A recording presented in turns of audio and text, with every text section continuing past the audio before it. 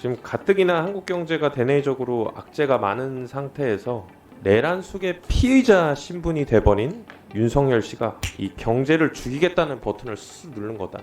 자살 버튼 누른 거다. 이렇게 지금 우리 국민들이 할부로 갚아 나가야 될 비용이 얼마나 된다고 추산하시나요? 어떻게 대응하느냐에 따라서 그게 비용이 안 될 수도 있습니다. 지금부터 중요하다고 생각합니다. 비용이 안 될 수도 있다고요? 그럼 실제 국민들이 받은 피해가 없을 수도 있다.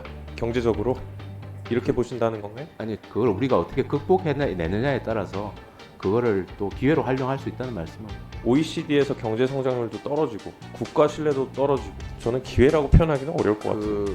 제가 말씀을 드리면요. 금감원장님 지금 김현정 의원님이 얘기하신 부분과도 연결이 되는데 이거 의사진행 발언을 해야 될 건데 그냥 시간 씁니다. 그 자료를 자꾸 제출 안 해주세요. 지금 이번 주에 출장 다녀오신 거에 대해서도 제가 네. 자료 요청을 드렸는데 공시 전에는 줄 수 없다 그렇게 얘기를 하셨어요. 공시는 대국민을 상대로 하는 거고 국회는 국회에서 요구하는 근거를 갖고 하는 건데 그 구분을 두셔야 될 것 같아요. 예, 그래서 챙겨서 저기 바로 자료 보고 드리겠습니다. 예. 오늘 유동수 의원님하고 강우식 의원님께서도 얘기를 하신 아마 뭐 권위 있는 뭐 경제지어서 그렇겠죠. 포브스지 얘기를 안 할 수가 없는데 그 불법 계엄 위헌적인 계엄 선포 이후에 포브스지가 이 계엄으로 하여금 우리 GDP에 큰 타격을 입었다라는 걸 얘기하면서 GDP 킬러라고 이렇게 얘기를 했어요. 그러면서 강우식 의원님 얘기하신 것처럼 12.3 계엄으로 인해서 세계 투자자들이 실제로 한국의 리스크라는 것이 존재한다라는 게 이제 증명이 됐다 이렇게 보고 있는데 지금 가뜩이나 한국 경제가 대내적으로 악재가 많은 상태에서 한마디로 지금 이 정확히 표현을 해야 된다고 하시니까 내란 속의 피의자 신분이 돼버린 윤석열 씨가 이 경제를 죽이겠다는 버튼을 쓱 누른 거다. 자살 버튼 누른 거다. 이렇게 지금 보면서 포브스지가 이렇게 얘기를 해요. 5,100만 명의 국민들이 오랜 시간 동안 이 계엄에 대한 비용을 대가를 치를 것이다. 금융위원회에서 보시기에는 이 12.3 계엄으로 하여금 우리 국민들이 할부로 갚아 나가야 될 이 비용이 얼마나 된다고 추산하시나요? 뭐 제가 지금 추정하기도 어렵고요. 그리고 결국 우리가 어떻게 대응하느냐에 따라서 그게 비용이 안 될 수도 있습니다. 지금부터 중요하다고 생각합니다. 비용이 안 될 수도 있다고요? 그럼 실제 국민들이 받은 피해가 없을 수도 있다. 경제적으로 이렇게 보신다는 건가요? 아니요, GDP 킬러라는 얘기도 네. 보도가 되고 그것이 굉장히 앞으로 우리 경제에 하방으로 작용할 거다 하는 부분이 있지 않습니까? 그게 단기적으로는 분명히 그런 영향이 있을 겁니다. 그런데 그걸 우리가 어떻게 극복해내느냐에 따라서 그거를 또 기회로 활용할 수 있다는 말씀을 드리는 겁니다. 예.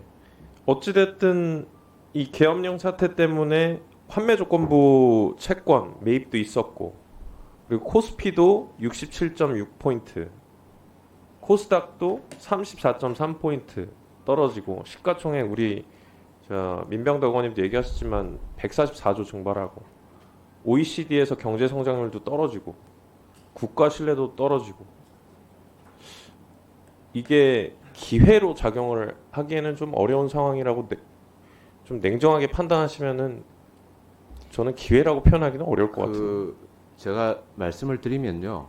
지금 단기적으로 시장이나 경기나 영향을 섞여서 주고 있습니다. 그 이전까지 주는 부분도 있고 이 사태로 인한 영향도 있습니다. 그래서 그 부분에 대해서 부정적인 영향이 있다는 그거는 뭐 제가 부인하는 건 아니고요. 네, 그래서 그걸 지금 이 과정을 해보면 무슨 말씀이신지 해외 알겠고요. 투자자들 입장이 지금 만나보면 지금 보도된 것처럼 자 이제 한국은 투자 대상으로 아니야. 이 단계는 아닙니다. 앞으로 어떻게 하느냐 당연히 투자 대상 아니라는 거지만 그러니까 그걸 악영향을 받았고 지금 추산을 해보면 그 국민들이 개개인 통장에서 수십만 원 정도가 증발을 했다. 그리고 그만큼의 비용이 지금 당장 현 시점에서는 발생이 됐다라고 보여요.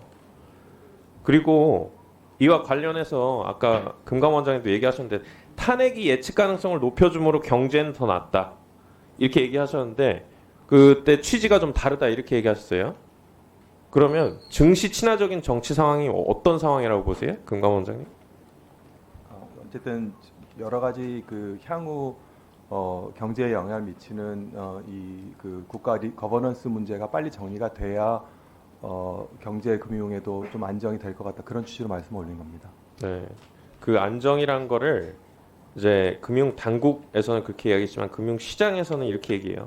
매일경제는 헌법재판소에서 이 탄핵안이 인용되고 조기 대선 국면으로 전환이 그나마 가장 증시 친화적일 것이다. 조금 더 구체적으로 신한투자증권은 코스피가 그렇게 될 경우에 2,400에서 2,700선까지 반등할 것이다. 그러니까 그